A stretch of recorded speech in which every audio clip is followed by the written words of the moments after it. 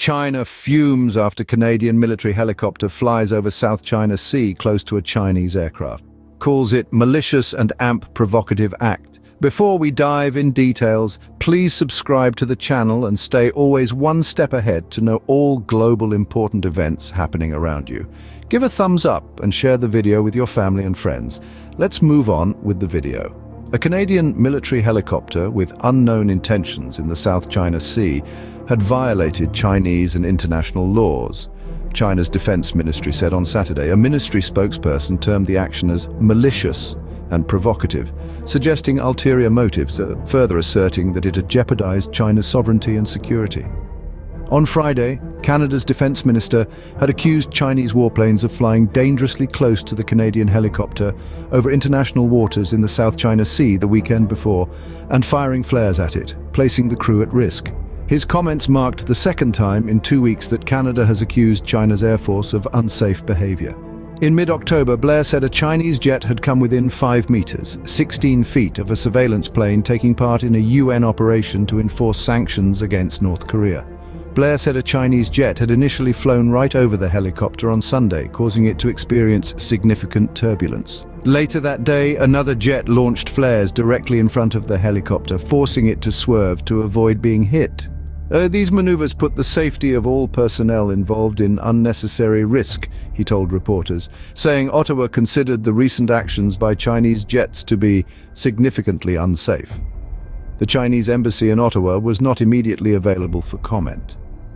In the wake of the mid-October incident, Beijing said the Canadian plane had violated China's sovereignty. In May, the Pentagon said a Chinese fighter jet carried out an unnecessarily aggressive maneuver near a US military plane over the South China Sea in international airspace.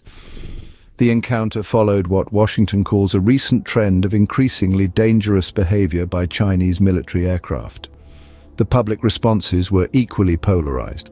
While some saw this as an act of aggression by China, others viewed it as a dangerous escalation of the ongoing tensions, and as expected, the incident sparked a flurry of discussions and debates across various media platforms.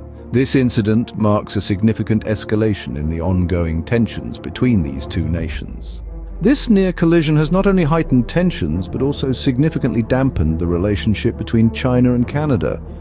The fallout from the incident was immediate and complex, with both nations lodging formal complaints and engaging in a series of tense negotiations. Sanctions have been considered, further straining the already tenuous diplomatic ties between the two. Yet it's not just the diplomatic sphere that has been impacted. The military policies of both nations have also seen shifts.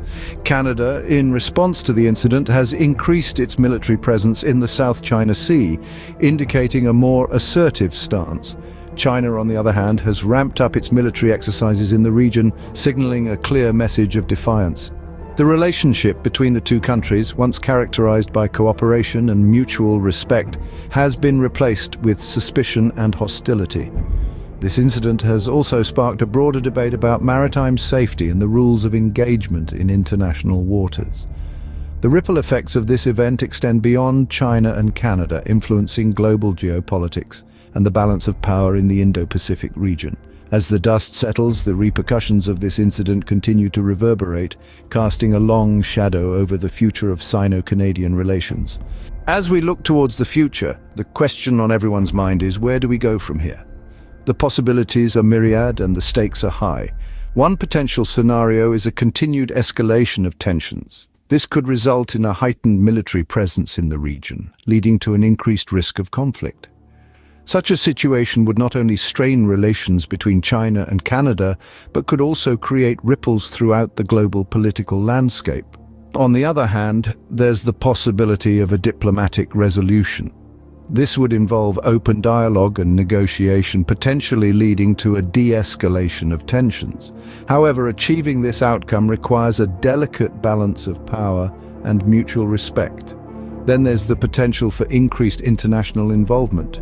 This could take the form of other nations stepping in to mediate, or perhaps even a collective international response. Such a scenario could significantly alter the dynamics of global politics and security. While uncertainty looms, One thing is clear, the world is watching, and the actions of these two nations will undoubtedly shape the course of international relations in the years to come.